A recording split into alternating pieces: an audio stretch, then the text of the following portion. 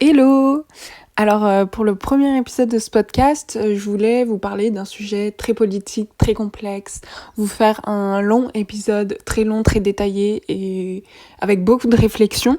Mais comme je l'ai dit, c'est un sujet hyper complexe, il faut vraiment que je fasse des grosses recherches, que j'écrive, que je fasse pas d'erreurs. Donc ça prend beaucoup de temps, beaucoup plus de temps que ce que j'avais anticipé. Et du coup, à la place, comme premier épisode, je me suis dit que ça serait sympa de vous raconter la véritable histoire de Pocahontas que j'ai appris en cours de civilisation américaine, du coup, avec ma prof incroyable qui nous a expliqué ça trop bien. Et j'ai recoupé un peu plus de sources et aujourd'hui, je vais vous raconter cette histoire. Clairement, on va pas l'appeler Pocahontas parce que ça, c'est un nom qui lui a été donné après coup par les colonisateurs. Son vrai nom, c'est Amonute Matoaka et parfois, elle pouvait même être appelée princesse Matoika. Donc, elle était la fille de Powhatan, le chef, si on peut appeler ça comme ça, du peuple Powhatan, qui est une tribu ou un peuple natif américain.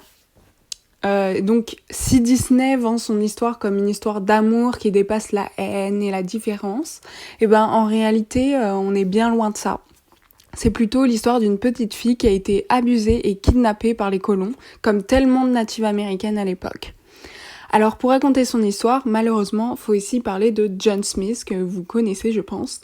C'est le dirigeant de la colonie Jamestown, la première colonie à long terme qui s'est implantée de force sur le nouveau continent, comme il était appelé à l'époque. Nombreux sont morts de la malaria, et les batailles avec les Powhatan, elles étaient très dures. C'est pour ça que les historiens pensent qu'il est très probable que John Smith ait décidé de faire une trêve en se rapprochant de Powhatan. À ce moment-là, Matoaka, elle avait à peu près 9 ou 10 ans, et John en avait 27.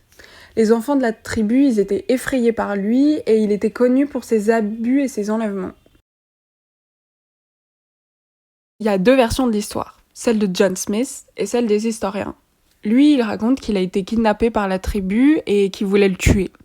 Et qu'au dernier moment, Matoaka aurait convaincu son père de le laisser vivre. La réalité historique se rapproche plus d'un kidnapping des colons comme il y en a tellement eu.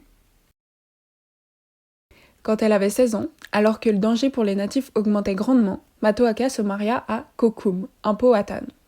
Ensemble, ils attendaient leur premier enfant, quand elle fut kidnappée. Les colons tuèrent Kokum sans qu'elle ne le sache jamais, et de force, l'enfant fut laissé au village. Aucune donnée historique n'est capable de savoir ce qu'il est devenu ensuite. Le capitaine Samuel Argall fit alors du chantage au chef de la tribu en lui promettant que s'il lui laissait sa fille et qu'il n'y avait pas de représailles, il n'y aurait plus d'attaque sur les Powhatan et Matoaka reviendrait vite, ce qui était évidemment un mensonge. Pendant le voyage jusqu'en Angleterre, elle fut abusée par de nombreux colons et de ces abus naissa Thomas, son deuxième fils. Elle fut ensuite mariée à John, baptisée chrétienne et renommée Lady Rebecca. Elle fut envoyée avec lui en Angleterre où elle devint une célébrité, ou plutôt une bête de foire, en servant comme exemple du fameux sauvage civilisé dans des zoos humains ou lors d'exhibitions sur les places publiques. En 1617, ils allaient rentrer à Jamestown, mais malheureusement, juste avant, elle attrapa la variole. Alors même s'il est possible que sa mort ait été volontaire, on ne peut pas s'accorder sur ça. Dans tous les cas, elle mourra sans jamais pouvoir revoir la terre de sa naissance. Et à ce jour, elle est toujours enterrée en Angleterre, malgré la bataille des natifs américains depuis des siècles pour la ramener sur ces terres si symboliques. Alors je voulais vous raconter cette histoire parce que même si probablement beaucoup la connaissent déjà, c'est tellement symbolique.